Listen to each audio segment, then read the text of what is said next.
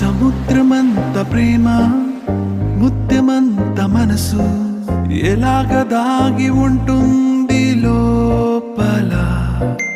ఆకాశమంత ప్రణయం చుక్కలాంటి హృదయం ఇలాగ బయట పడుతోంది